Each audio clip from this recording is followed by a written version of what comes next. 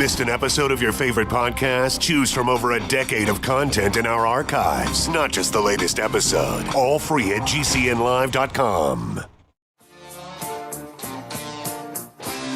This is your call to action. Get prepared, America. Economy, survival, energy, disasters. This is USAPrepares.com. Informative radio, educational radio. Interact now by emailing instructor@USAPrepares.com or text at 434-390-7953. Class, please take your seats. Now, your instructor, Vincent Finelli. Wow. Nathan, you took that one right to the last second. You know, Nathan and I were chatting. I just love chatting with Nathan before the broadcast. He's our engineer on Mondays. And we were just catching up on the weather. We were catching up on heating the house with wood and how many times we fill the firebox, and 5 to 6 times a day, a couple 100 pounds per time. And we're talking about just how much wood it takes to heat a house. And so for those of you who think that a pickup truck is going to last you a couple months, nah, I don't think so. It doesn't for us, that's for sure. Everyone all set? Cocked? Locked? Here we go. Your dial set correctly to USA Prepares, and we're delighted you're here. Captain John Ragan's with us. Welcome, Captain John Ragan. Good morning, Vincent. Good morning, Captain John Ragan. Wow. So I was at the financialstateoftheunion.com. I clicked on the news tab. What a great lineup you have for today's class. Absolutely. Absolutely. So what's new in your world? Boy, I'll tell you, you just brought back memories. When I lived in Virginia, commuting to the Pentagon, I had a house that had a wood stove, and we would use that for supplemental heat. Uh-huh. And, just in that, it's like you say, boy, do you go through the wood. And if that's going to be your sole source of heat, you better have a lot ready, and you have to get it done early so that the wood is seasoned. Right. Let's just take a 2-minute side trip and talk about wood. When we were building this house, we were thinking, okay, I bought a couple cast iron wood stoves, and I had to get them. I had to go out to the East Coast to get them because people don't heat with wood very much. We've become so used to just turning up that thermostat, and whether it's fuel oil or propane or natural gas or heat pumps, electric powered heat pumps, it's so much easier, but it's so much more expensive. Well, when we built this farmhouse, I decided that we would heat with wood. So I went to the East Coast, and I bought 2 cast iron wood stoves for inside, because that would be absolutely the most efficient, because the heater would be inside. There'd be very little heat loss in transmission of heat from outside to inside, because we're going to put it inside. And the chimney would be in the great room, and it's a very tall ceiling in there, so we get a lot of heat extraction from the long chimney. But I thought about it, and I thought, whenever we've used these wood stoves, every time you open that door, smoke comes out.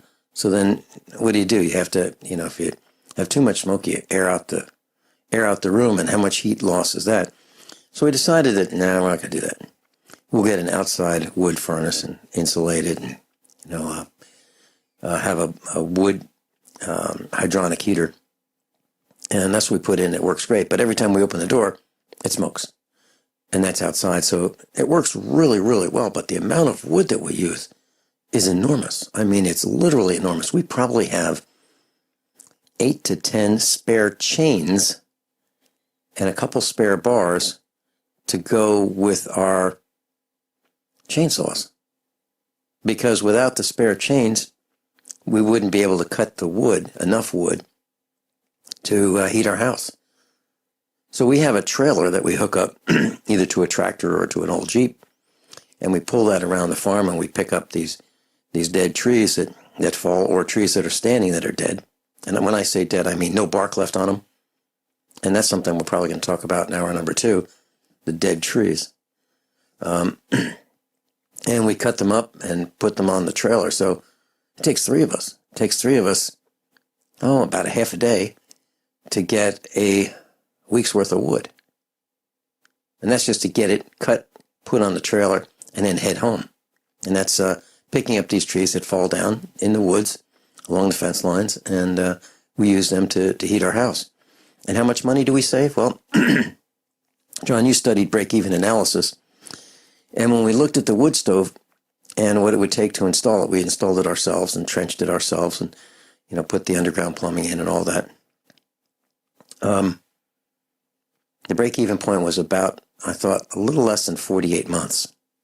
And I learned in finance class back in the 1970s that if you've got a project that has a break-even point of less than 48 months, you probably ought to consider doing it. I don't think that's quite the case, what they teach in school today. They probably want a break-even point in, less than a year or so. But we put it in, and we are saving about, let's see. I guess it would be almost $2,000 a year in heat and electricity. And it worked. And it worked for us. So the break-even point was about what I expected, actually a little bit less. And we are independent from having to buy propane for heat. And pretty soon we'll be independent from having to buy electricity to run the equipment, to power the wood stove, water circulator, and the air handler. And that's next. So I just wanted to share that with our class. But wood heats, my dad used to say, wood heats twice. It heats more than twice. He would say it heats once when you cut it because it's so darn hard to do.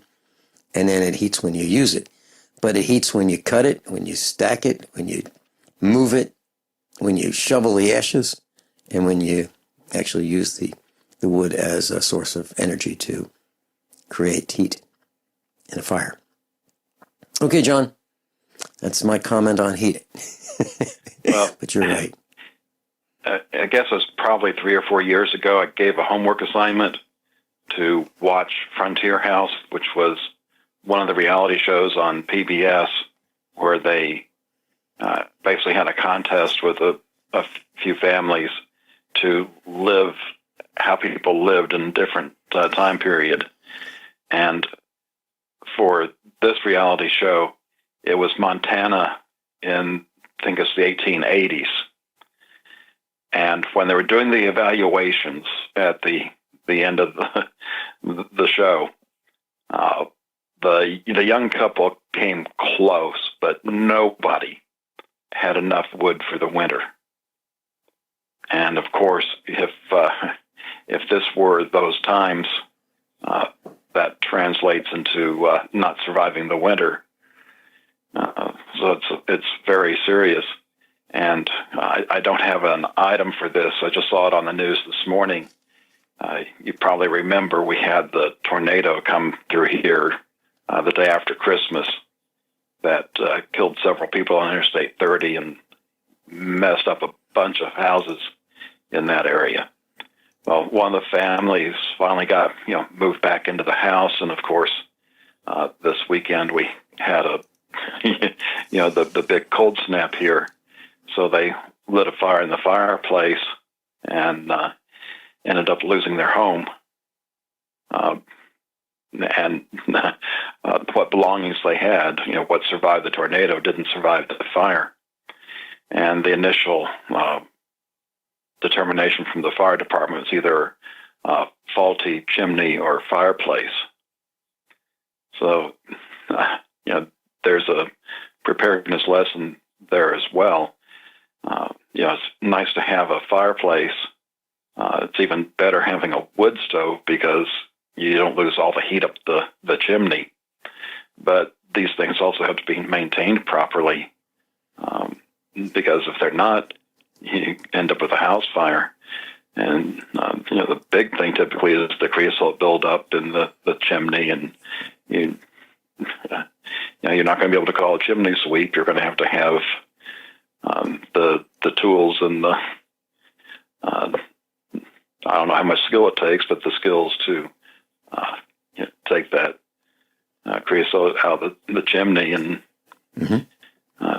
So I can tell you what it takes. We have an outdoor, and this is a really simple example. We have an outdoor wood furnace that stands about 8 feet tall, and then the chimney comes out the back and goes up. So the total height is maybe 13 or 14 feet. And I bought a round chimney brush. It's like something you would clean test tubes with, except it's got wire bristles instead of nylon bristles. And it attaches to these long sections of fiberglass rods. So I have about maybe 30 feet of sections of fiberglass, well, maybe 15 feet of fiberglass rods that's screwed together like fishing rods, except a little heavier. And you screw that onto the wire brush, and you brush it from the top down. And there's a clean out at the base of the chimney. So you push down with this wire brush, and it loosens all the dried creosote, if you will. And then you can scoop it out into a bucket. And I'm going to save that, and I have been saving that creosote so that I can mix it with a little bit of kerosene or a little bit of diesel fuel and make a preservative out of it for fence posts, wood fence posts, and we call that creosote. At least that's my thoughts on what I'm going to use it for, as my own wood preservative. But that's what we do. But, not all the time. You can't always clean the chimney up, because if it's freezing cold and you've got a lot of creosote built up in your chimney because you've been burning wood that's not seasoned, or you've been burning a lot of wood with a lot of sap in it, your chimney can get coated. And have we had chimney fires? Yeah, we have. And I'll tell you what, it's pretty terrifying. And here's what we do. You can hear this thing roar. It goes kind of like a jet engine. And you can hear it in the chimney. You can see that if you have a stainless steel chimney, you can actually see it start to get, discolored. What I do is I shut the air off to the wood stove immediately. And without air, that chimney fire can't continue very long. And that's the way to do it. Now, if I had a chimney fire in a house, like in a fireplace, you can be pretty confident that your chimney might crack from that heat. I mean, it's like a blowtorch. It sounds like a blowtorch, and it's probably almost as hot as a blowtorch. And the idea is, if you've got a fire extinguisher, I think I would, if it was a chemical one, I'd send it up put the tip in the fireplace. Class Captain John Ragan's with us, thefinancialstateoftheunion.com. Thefinancialstateoftheunion.com. John, just a couple quick seconds on the chimney fire issue. And so here are my thoughts, and these are just my thoughts. I recommend you do your own research. So if you have a chimney, let's say it's a brick chimney, a traditional chimney with a terracotta liner, and you've got a fire going in the fireplace, and you hear this roar, and you think, oh, we've got a chimney fire. Here's what I would do. This is just my opinion. I would try to put that fire out in the fireplace as quickly as possible. Like, let's say it's in the living room. I would try to put that out as quickly as possible. I would use a fire extinguisher that I'd have handy, a chemical one. Now, if that doesn't work, I would go to my garage, where I have a coiled, ready-to-go 120-foot commercial garden hose. And the garden hose has attached to it a nozzle, which is open. It's screwed on, ready to go. And the reason I say commercial is because if it goes outside and it's freezing cold outside, it's not one of those plastic ones that's going to crack. It's a heavy-duty rubber one. And I would attach it to a faucet. We have hydrants all over our farm. And I would spray with a mist the fire. in the fireplace. The reason I say a mist is because you want to have a lot of small water molecules to put out the fire quickly, and you don't want to crack the firebox. As soon as the fire is almost out in the firebox or the fireplace, I would immediately shut down the air, the damper, to eliminate air from going up the chimney. And then I would go outside and I would take that same garden hose and I would aim it so that the water would go down the chimney. Enough to just put out the fire and not enough to crack the chimney. Those would be my goals. But the main thing is to save the house. That's the main thing. And that's what I would do. And so what do we do here at the farm? We have drained commercial garden hoses, coiled up, stored inside. Inside, because if you have water in them, if you don't drain them fully, and we put them on a hill, and we drain all the water out of them, then we coil them up in a large coil, size of a hula hoop. And then we bring them inside. And the plan is that if you have water sitting at the bottom of a garden hose, if you have it looped outside, that water will freeze, and that will plug up the garden hose, and it won't do you any good at all to put your fire out. So we keep ours inside, at the ready. Those are just our thoughts, John. Yeah, it's just another one of those things that's on your list of preparedness items. Yeah, and how much are these garden hoses now? These commercial ones are about, I don't know, $30, $32 if you get them at Sam's Club. Yeah, so they're not the $10 ones, they're not the $8 ones. They're more expensive than that. And then you want a good brass nozzle, and you want to test out that nozzle to make sure that it will throw a stream of water as far as you need it to go. And test it before you need it. Test it to make sure it will reach the chimney, the top of the chimney. Yeah, it's not the time to find out when you have a panic going on, like a chimney fire. And you won't believe it. Chimney fire is absolutely terrifying. I know. And don't burn plastic in your fireplace. That's a great way to start a chimney fire. Yeah, throw a milk carton in there. Don't even think about it. Don't burn trash in your fireplace. And don't burn wood that's not seasoned. And don't burn wood that has a lot of sap in it. And look up in your fireplace. Put some safety glasses on and, in the summertime, look up there. See what's in there. It's darn dangerous. So those are some of the reasons why you want to have an outdoor wood furnace, if you're thinking about doing this. When we come back, Captain John Ragan's got an unbelievable list of topics to talk about.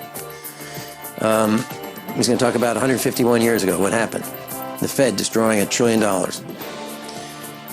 The dinosaur news of Detroit, the dinosaur news of New York, portable computer 1977, getting 5 years in prison for you won't believe what, a 9/11 faker. What a disgusting story that is. Captain John Ragan's with us. Okay, John. We haven't talked about the 13th Amendment in a while. Yeah. And it was 151 years ago that was ratified on December 6th, but it was 151 years ago yesterday that the Secretary of State proclaimed its adoption. And just in case you don't remember your high school history, Amendment number 13 is the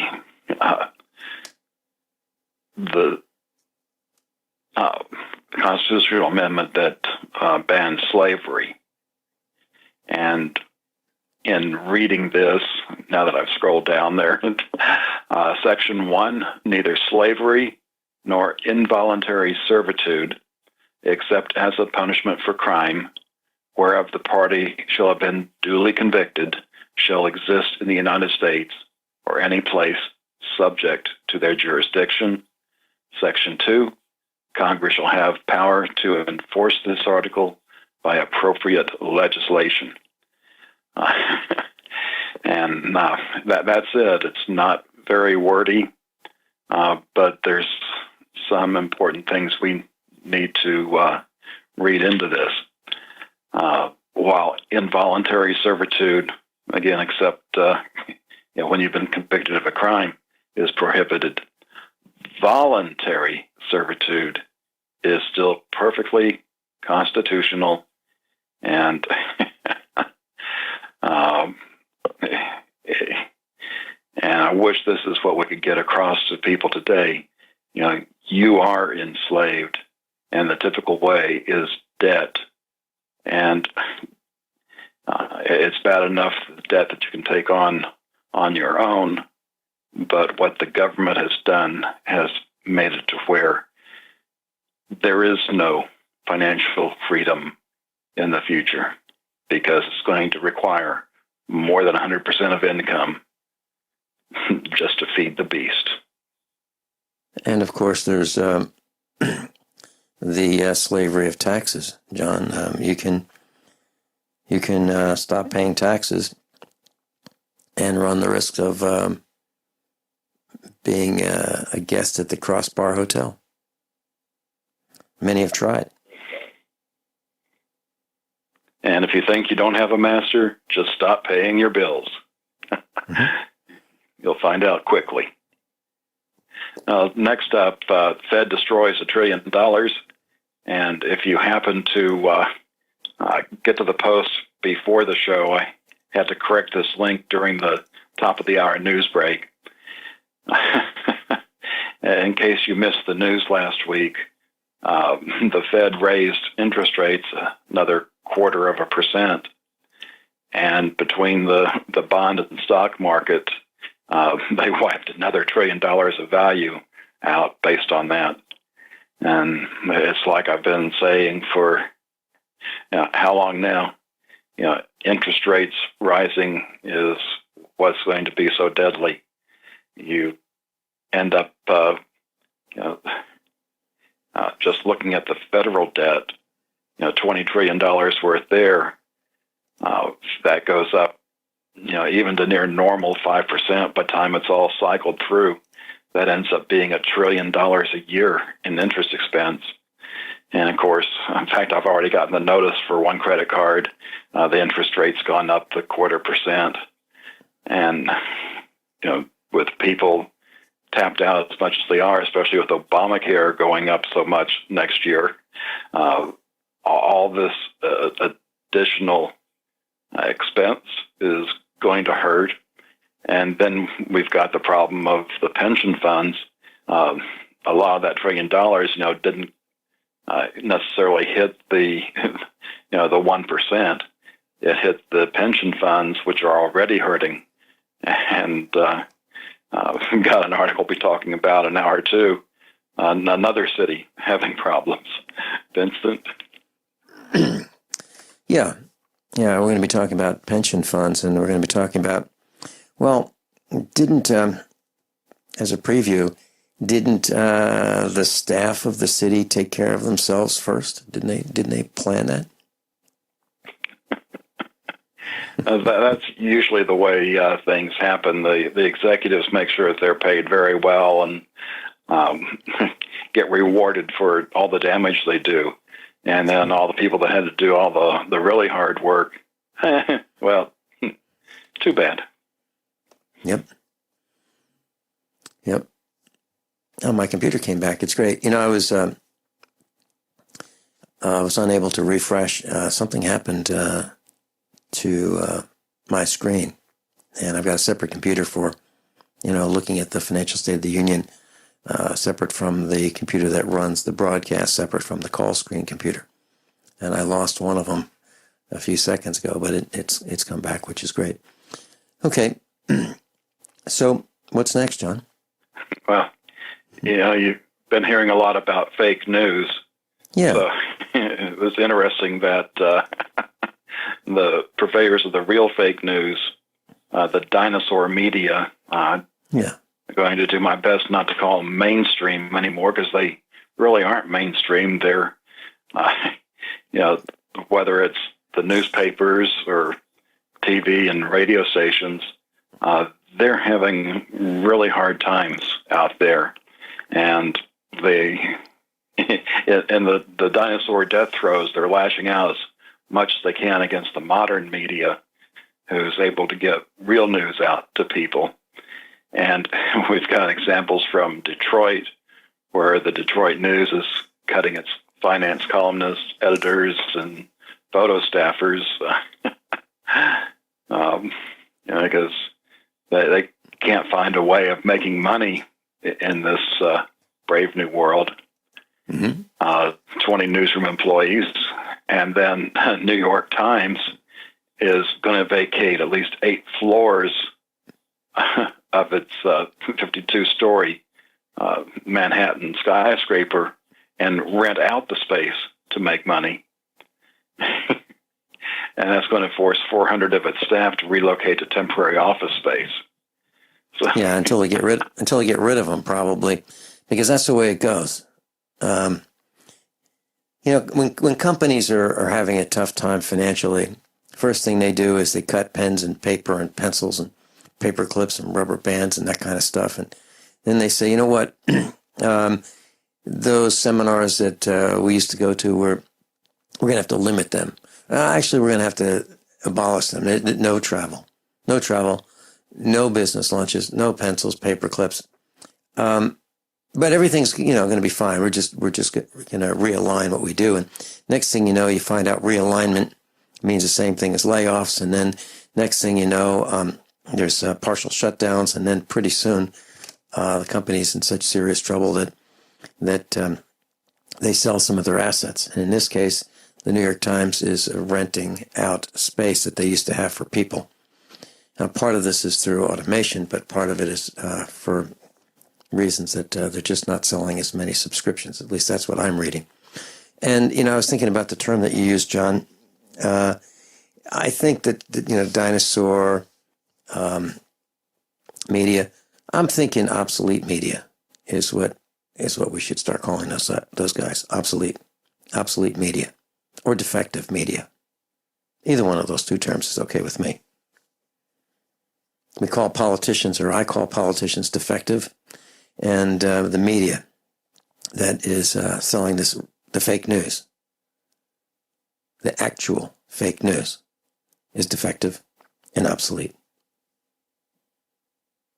Or we could just call them the bought and paid for media, just like our bought and paid for politicians. Mm-hmm. Yep. Traitors. And for them to intentionally mislead us is cause for us to throw them away, kick them to the curb, not purchase. And when I click on an ad, let's say I go to the Drudge Report, and it brings up a New York Times ad, New York Times story, I immediately click the back arrow. I don't want to even spend milliseconds with the New York Times or many other publications as well.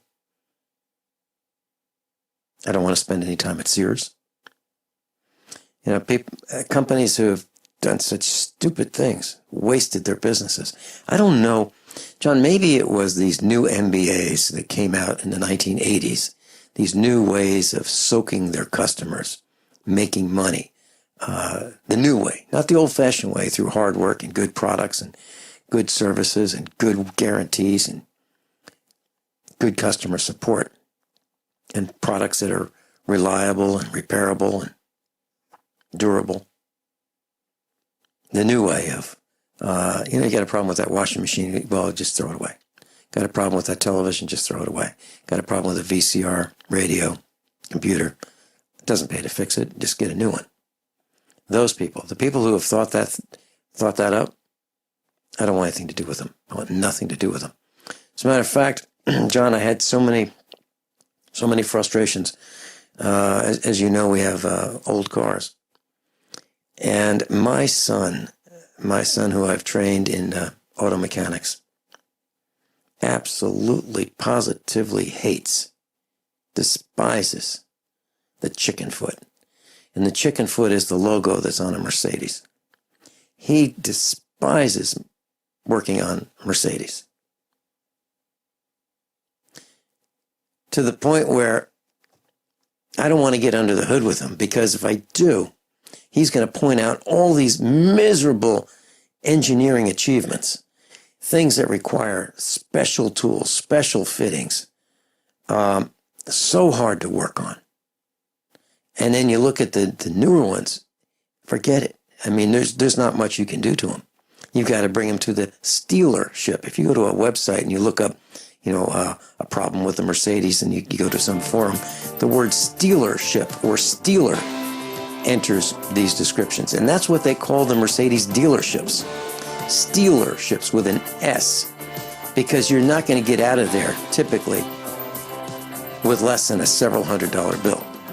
You want your spark plugs changed? No problem, $500. You want your oil changed? No problem, $200. It's just below criminal. And so I don't want to go newer. Captain John Ragan's with us. John, I was just looking at the news, and it's really running slowly. I think there's some internet outages across the country because it's really taking a long time to get from website to website. But it says that in Texas, there's a reported drop of 36 degrees Fahrenheit in just 10 minutes from 70 degrees Fahrenheit to 34. Unbelievable. And just wait around, because this Sunday, we're supposed to be hitting a 75. Well, I'll tell you, I mentioned to you before the broadcast that it's really rough on the emotions being a farmer in this kind of weather, because we're having calves, and these poor little guys come out of their moms soaking wet, and then they wake up to 1 degree. We had calves born over the last few days in the snow, and it's really cold. And so we've got shelter for them, but man, it still doesn't make it any warmer. And we unroll hay for the mamas to lie in, and we make it as good as we possibly can, but it's still freezing cold. And so in that line of thinking, I'm wondering, what do we call the people who are spraying these chemicals in the air, who are manipulating our weather and causing what we just reported, like a 36 degree Fahrenheit drop in temperature in just 10 minutes? What do we call these people that do this? And then the snow dumps on us, and then you have people that are skidding on the highways and byways and crashing into each other and injuring each other and running over pedestrians and crashing into light stanchions and fire hydrants and the elderly who have been subjected to power outages because the power lines freeze and become so heavy that they can't sustain the weight of the ice on the lines, and the lines break, and then the power's out for hours and hours, and then these people get sick and die because they're of weak constitution to begin with, because they're elderly and frail. What do you call people who spray these chemicals in the sky? And what do you call these people who cause animals to die because of the freezing temperatures that are man-made?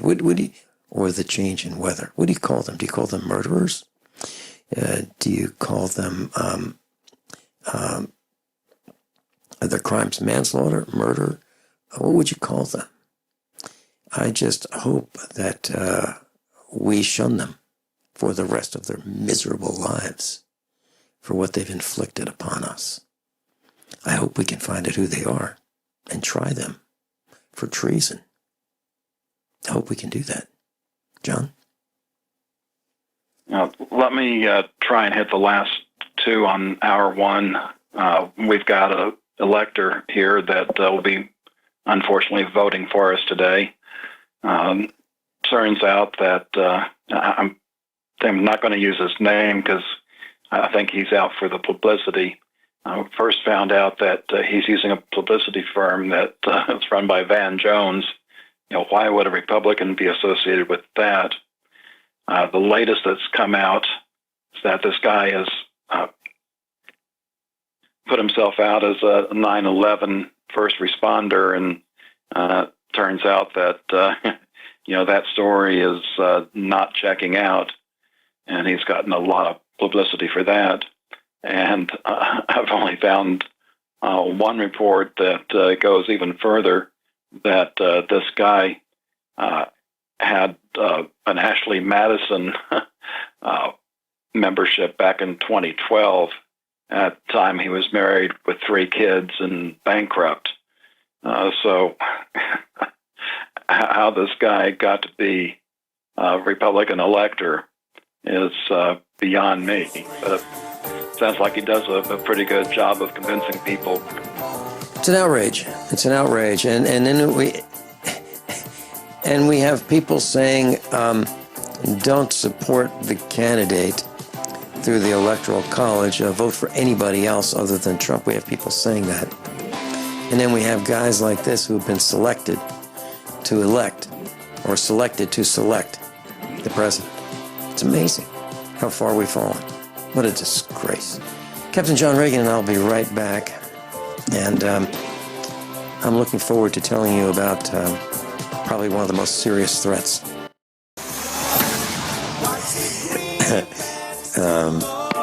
Class, for those of you who have sent in a request for that free copy of Emergency Preparedness and More, a manual on food storage and survival by Howard Godfrey, it's going out today. I just packed up the book, and it will be going out U.S. Postal Service today. I want to thank you for your request. One has been selected at random, and it was great. It was great to have so many nice emails requesting that book. It's available at Amazon.com if you'd like to get a copy if you didn't get the free one. So to protect the anonymity of those who have requested it, I'm not going to be announcing the name, but it's going out today. Thank you so much. Captain John Ragan's with us. This is hour number 2. Oh. I just found that John just dropped off, and he's going to reconnect.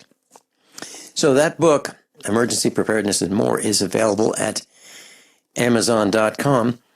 And I'm just going to read to you what I wrote for the back cover. I got an early copy, a pre-publication copy of the book. I was asked by Howard Godfrey, USA Prepares instructor, to read the book and make a comment on it. And my comment is this. And you can see this on the back cover of the book. And the book is over 400 pages, 423 pages. But here's my comment. Watching mainstream television will encourage learned helplessness. Emergency Preparedness and More is just the opposite. It'll cut to the chase and save you time and money. An outstanding manual focused on preparing for your survival. How to prepare, what to prepare, and why. It's similar to years of USA Prepares broadcasts in a single volume.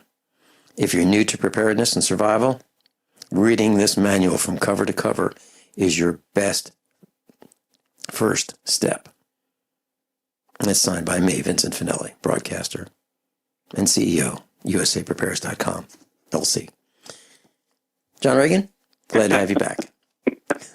I was just in the middle of the intro music for this hour, and my Skype decided to say, nope, you don't get to connect anymore. Yeah, John, I mentioned during hour number 1 that the internet was really, really, really slow. It's so slow that it's almost, we're almost unable to broadcast. And class, we take the internet for granted. We do. I mean, I absolutely abhor going shopping. And I try to buy things that I need online because I just don't like going out shopping. Well, when the internet's down, and it's been down a lot, that's a real problem for us. So think about that. Being prepared is having what you need before you need it. And as I was alluding to hour number 1, working on this Mercedes, this 2000 model E430 Mercedes that left us all stranded. Just a little fire drill. We were on our way to the dentist's office. We had my mom, our son, Mrs. Finelli, and I were all in the old Mercedes, and we were heading out to Springfield, and we smelled smoke, saw this bluish smoke, and we thought, boy, this tractor trailer in front of us was having a problem. And so I went to get out to the side of it to see if it was really him or us. Went to the fast lane and got around him, and we still had that smell, and it got worse. And the cheese grater was on the left side, a dip on the right side, got in the slow lane. It was us. Then the alternator light came on. I knew that we lost the serpentine belt. And I was looking for a way to get off the interstate. I had to go for a couple miles, about 2.5 miles. Finally, I knew that the engine temperature would climb and climb and climb, and it did. And as it approached the red, I was thinking about, now, how do I do this? If I shut the engine off, it has one of those non-metal keys. It's got a key with a transmitter, and the steering column has a receiver. And I thought that this darn car, if I shut the engine off, it's going to lock up the car. And so I couldn't do that. So I by choice, let the engine climb, and it hit red line in terms of temperature, and the engine shut itself off. And that was the time that I lost power steering. My mom was in the car, and as I said, and 2 other passengers. Finally, coasted to the exit ramp and ran out of speed just before the end of the exit ramp. And tractor trailers are coming by, and so when it was safe, I got out, raised the hood just to make sure that my diagnosis was correct from being inside the car. Yeah, it was. And it was nice to know that all these people were able to get around us, and no one was willing to stop and say, "You guys okay? You need help? Any help?" Nobody. Let me say it a different way. Nobody was willing to help us. So I waited. I pulled the remains of the serpentine belt out from under the hood, and there was a truck stop about a half mile down the road. As the engine cooled, I was able to get it started. Pulled into the truck stop where it said cars left over 1 hour will be towed. Went in, talked to the manager, explained what the problem was. I said, I've got to go get my truck and trailer. And we were able to get a ride back home from one of our friends who was in Springfield heading back toward our farm. We all got in this little tiny car and got back home, and our son and I hooked up the gooseneck trailer, got some strap belts, and got the car on the trailer and took it home. And that's where we found out that we need a special tool in order to change this little tiny $11 part. Now, if you want to get the part at AutoZone, you can get it for $115, $116, no problem. I bought it on the internet. It was about $11. But I need a special tool that is almost $100 to put it on. That's why my son hates the chicken foot. Absolutely hates them. Real easy to do, as long as you have these special tools. And that's what's happened to cars today. You need special tools in order to work on them. So you have to make the decision. Is it worth buying a special tool for when it happens again? Or do you borrow the tool, or what do you do? It's a huge problem. So working on cars is not the same as being a shade tree mechanic of the 1960s and 70s and 80s. It's not the same. You need all kinds of special tools, and you need the diagrams of how these things go together, because it's not always intuitive. So unless you're willing to fight with the chicken foot, I suggest maybe you consider something else. John Ragan? Well, if you remember, last week we talked about Bluetooth 5 and how it's got an expanded broadcast range and how it's going to be used in the Internet of Everything.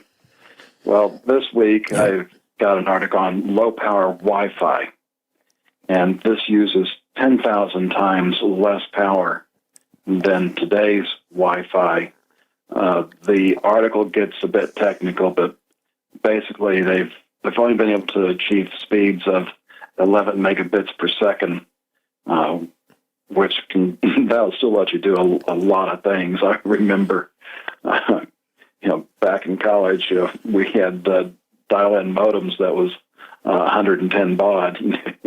You'd sit there and watch the characters crawl across the screen. That's 11. That's 11 characters a second, right? Yeah.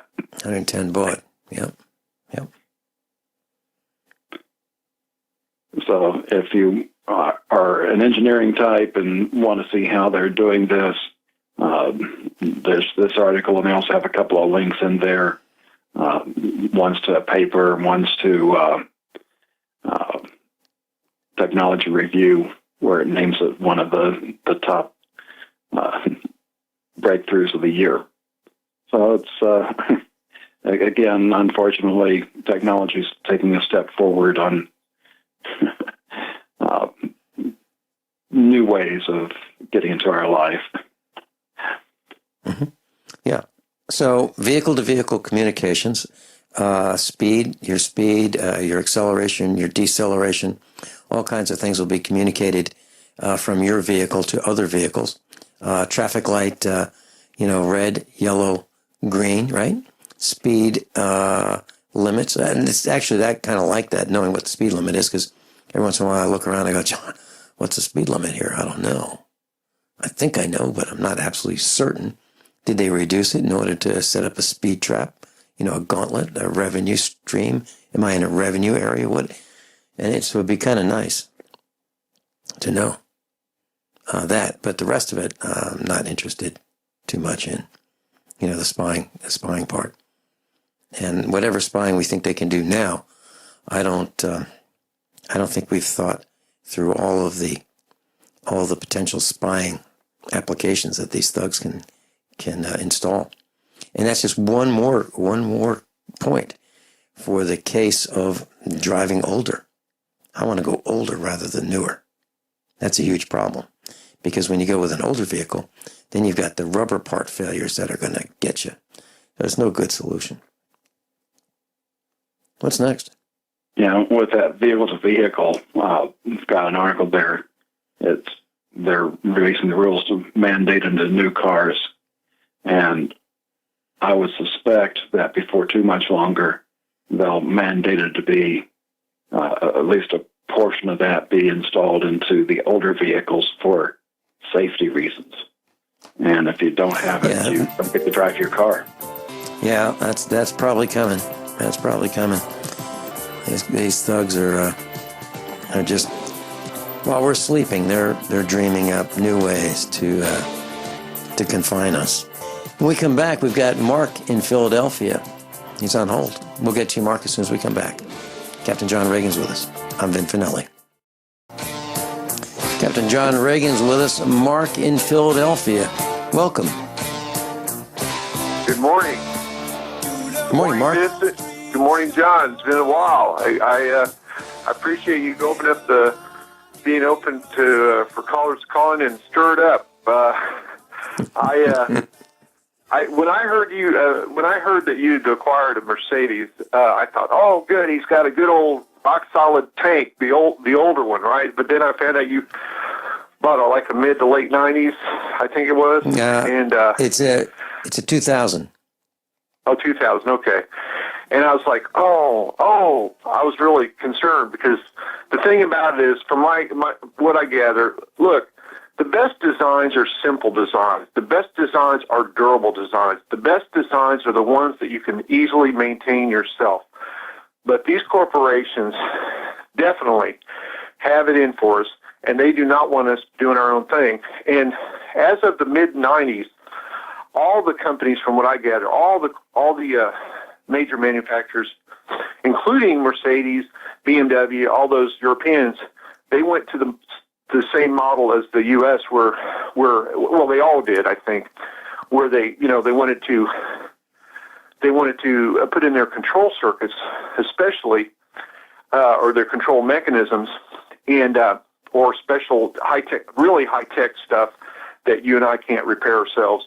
and therefore you have to go back to the dealer. But I was really surprised that you didn't go for one of the old tanks from like the 80 to 85 turbo diesel, because you can still find those that were like one owners that maybe have 100,000 miles on them, and they'll go forever with very little maintenance. And now they're diesel, and they're a little slower, but they still have style. I still think those older tanks have style.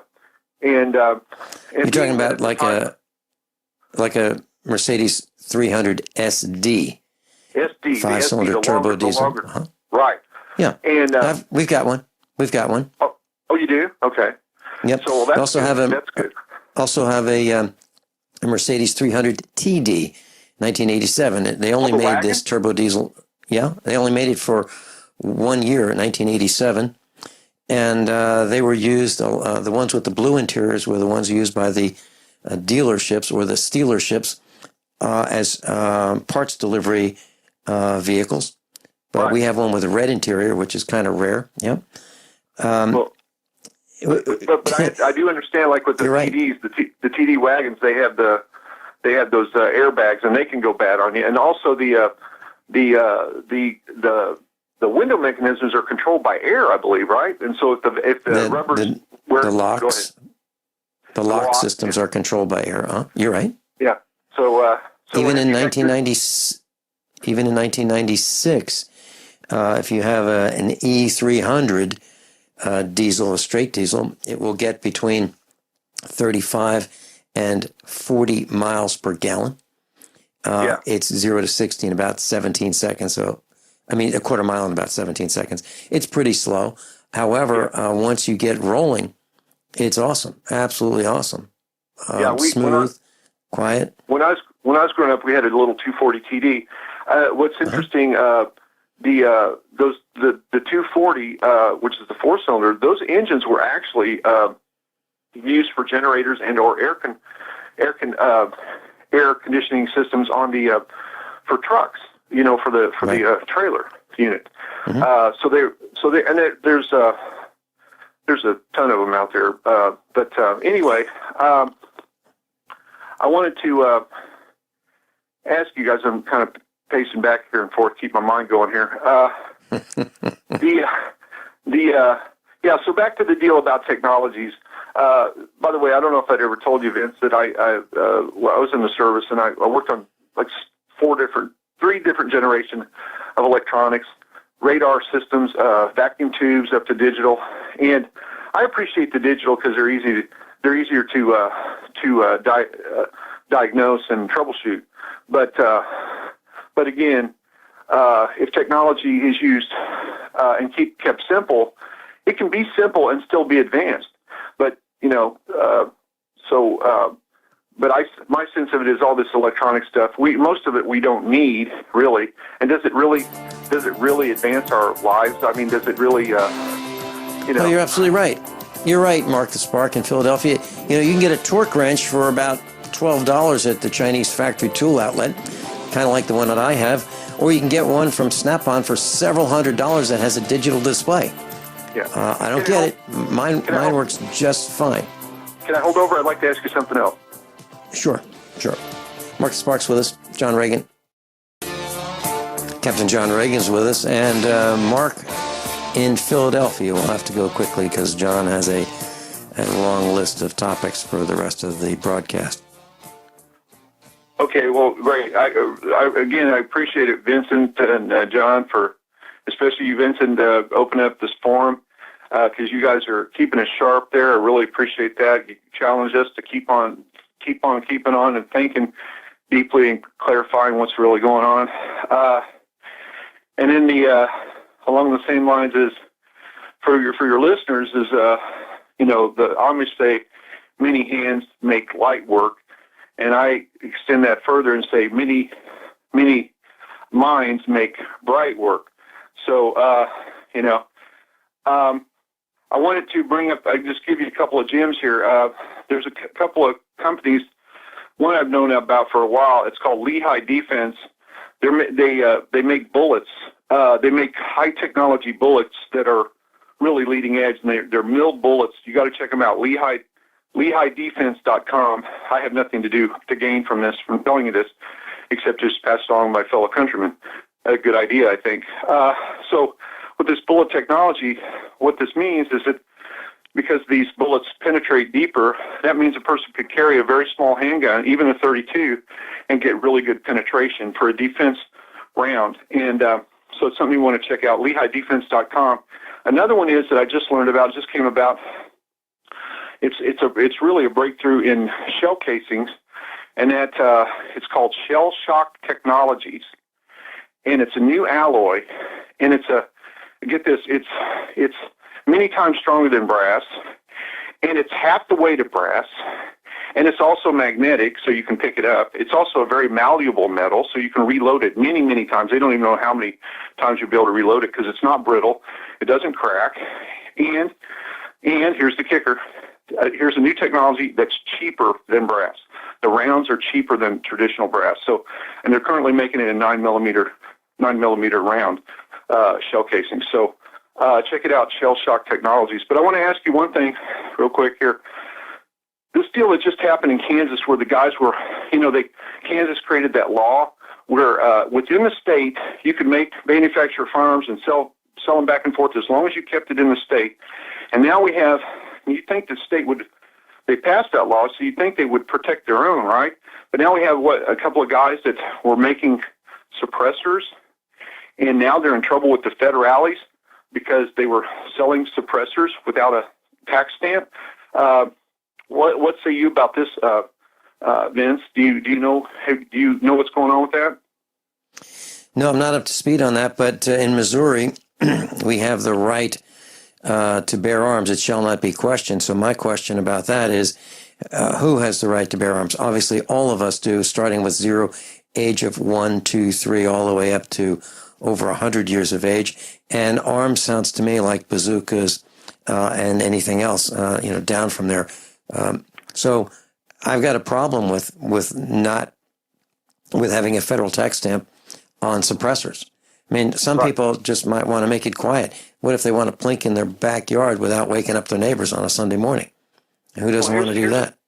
Here's another one for you, because this happened to my nephew recently. He went into a gun show there in Springfield just a couple of weeks ago, and he was going to get a new firearm, a rifle. Anyway, so he went to two different dealers, and he ended up, one of them, he cut it off because there was a delay. So he went to another one, and then there was a delay with that guy. He stopped the transaction with the first one because he was like way up in St. Joe or something, and he figured he'd have to wait for all that, either go up and get it or ship it down.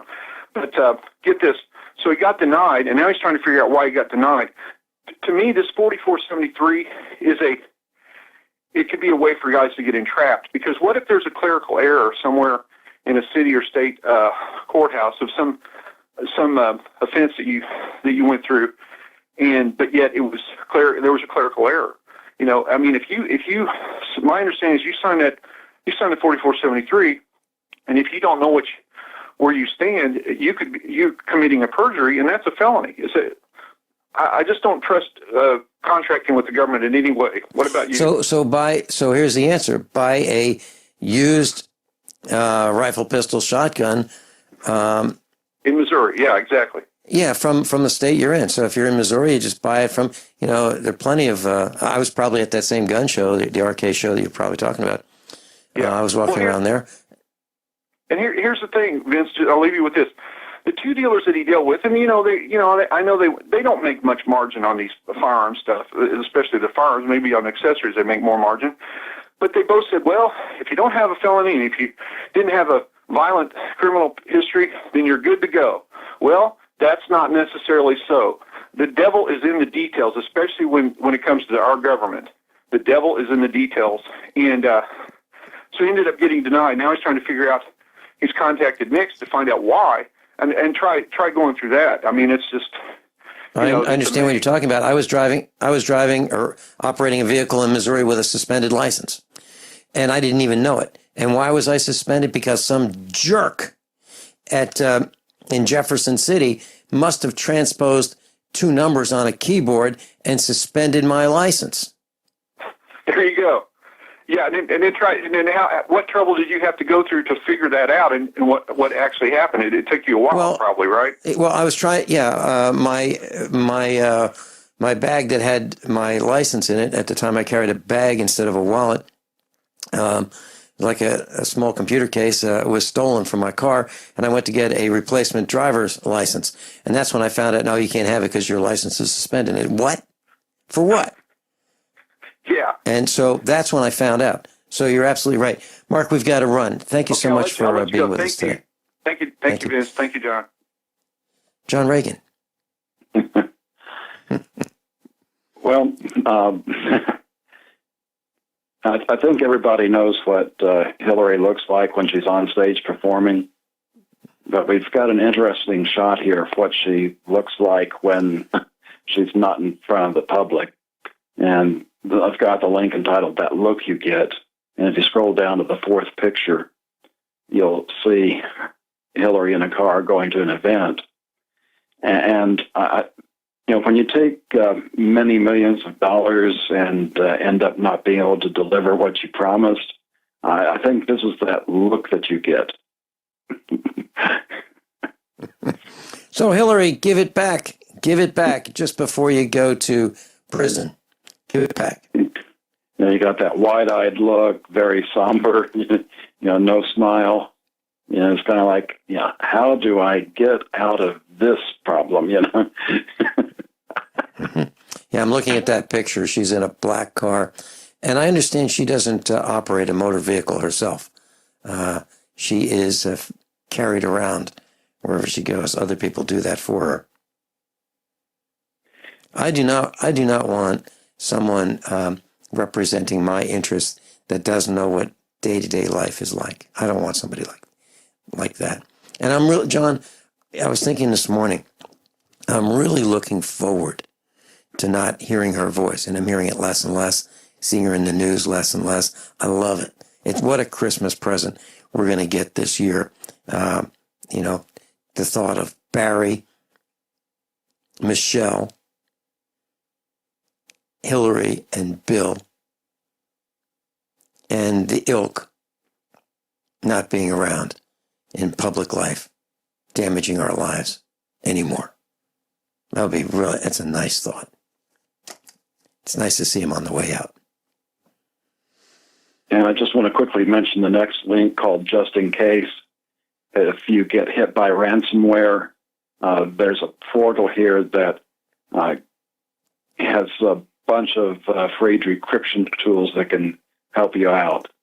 So, in the interest of time, I want to move on to other things, but I want to make that resource available to you.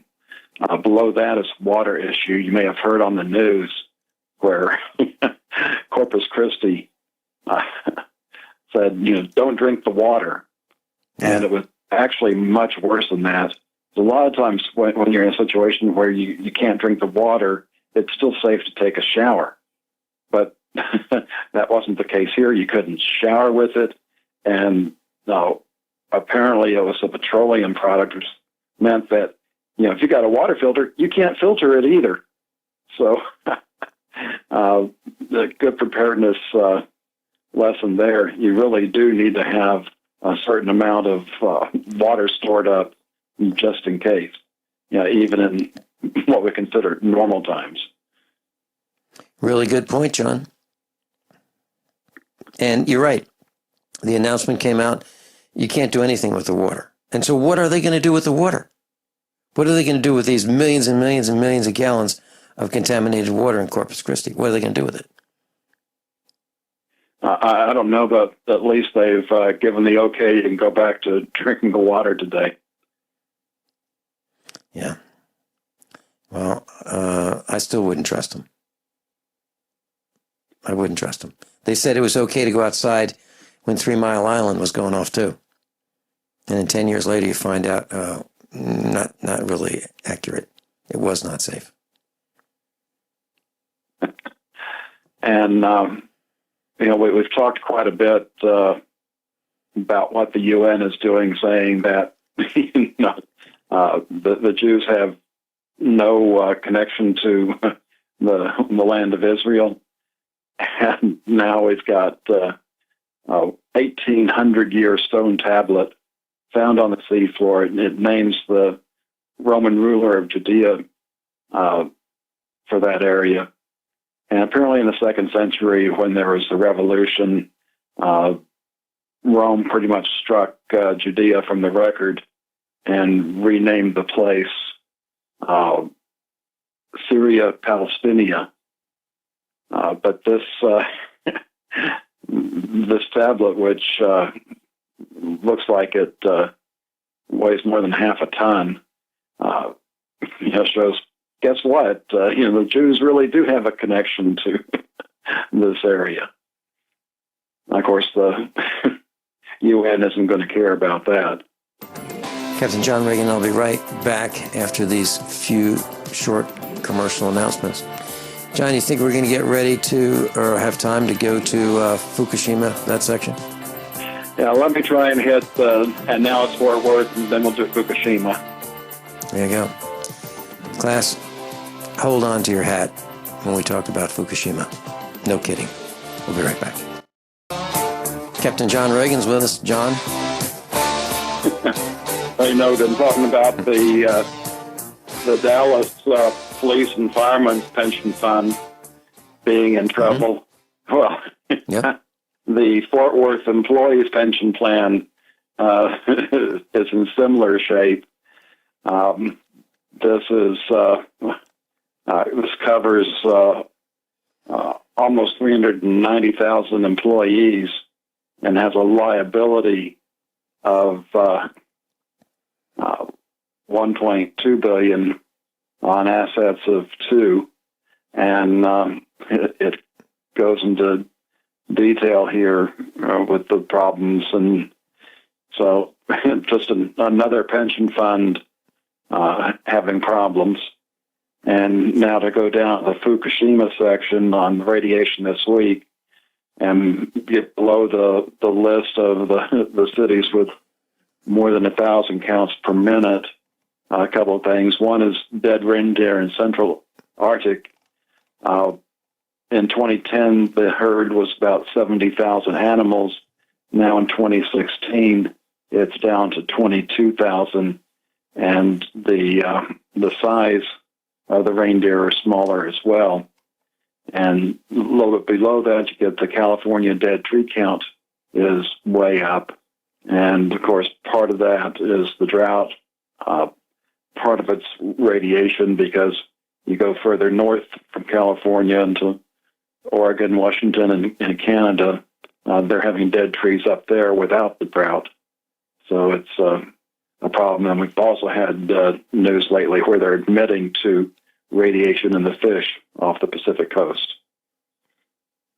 John, we've been reporting dead trees for years here.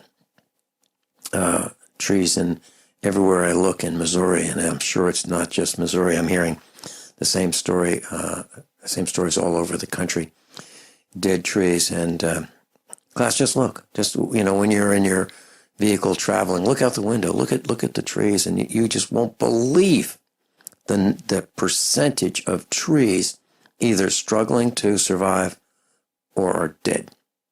Limbs falling off. It's really a horrific sight. And what do? There's nothing we can do.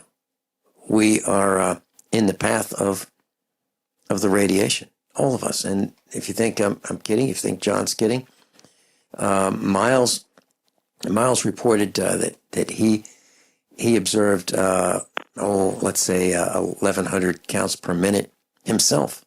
This was way before the news was reporting, those kinds of levels. Now the Colorado Springs, Colorado, beta and gamma radiation, in this time this is the report for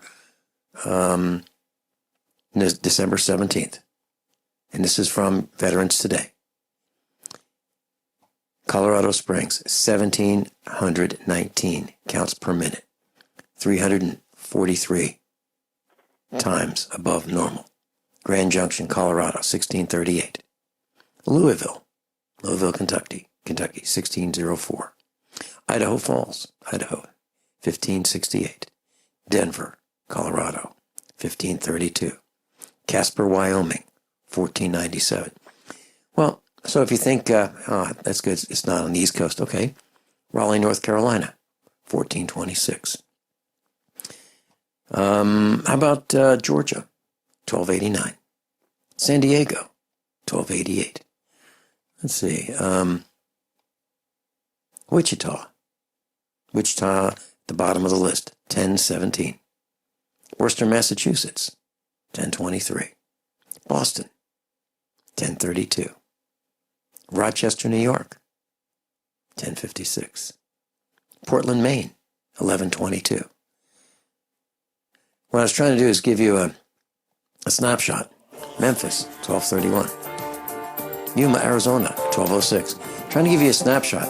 If you think it's not coming your way, it's already here. And it has been here. And what are we doing about it? Not much. Not much. Captain John Ragan. If you'd like to go to his website, thefinancialstateoftheunion.com, and there's a link to this. It'll make you sick. John, any last words? Just Merry Christmas and see you next week. Yeah, John, I'll be on the air following 2 Mondays. Looking forward to it. Captain John Ragan, thank you so much for being with us and all your hard work. Class above all, honesty and integrity. What happens next is up to us.